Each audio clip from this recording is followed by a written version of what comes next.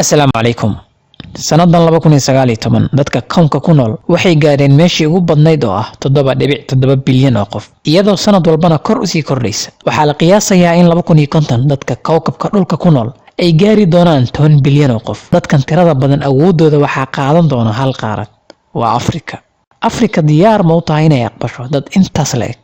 Waa mowduuceena maanta, ku soo dhawaada.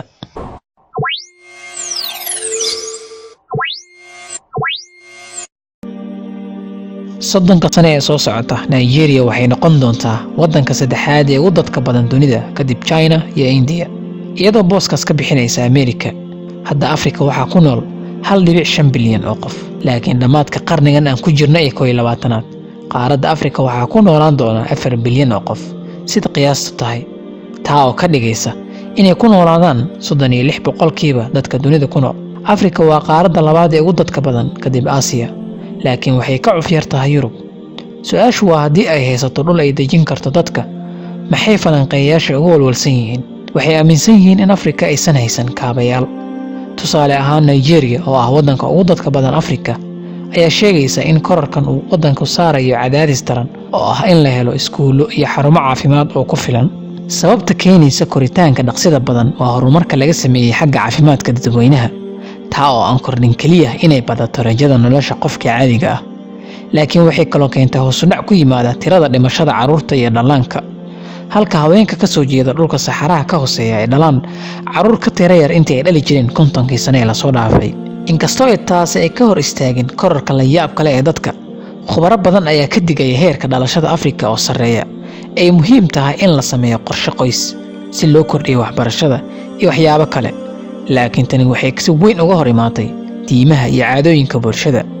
Dadka qaar ee ka hadlaya yaraynta dadka Afrika ku nool kama ahan in qaaraddu aqbali karto 2 bilyan oo qof ee dhalan doonta iyo in kale, laakiin sababtu waa in dowladaha reer galbeedka qaarkood ay rabaan inay ilaashadaan kheyraadka Afrika, sidaa darteedna ay rabaan inuu yaraado koritaanka dadka Afrikaanka ah.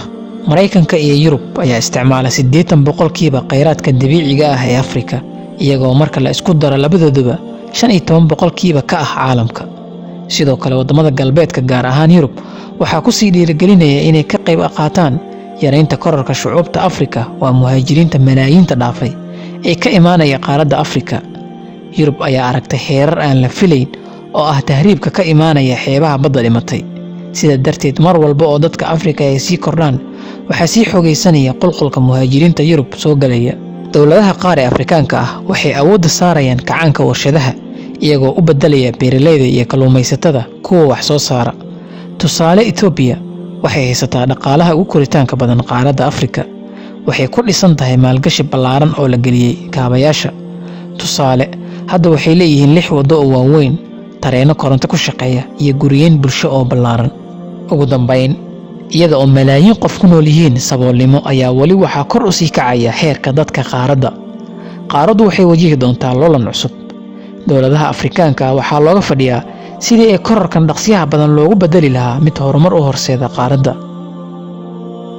Haddaba sidee kula tahay daawade, kororkan ma yahay mid faa'iido u keeni kara Afrika?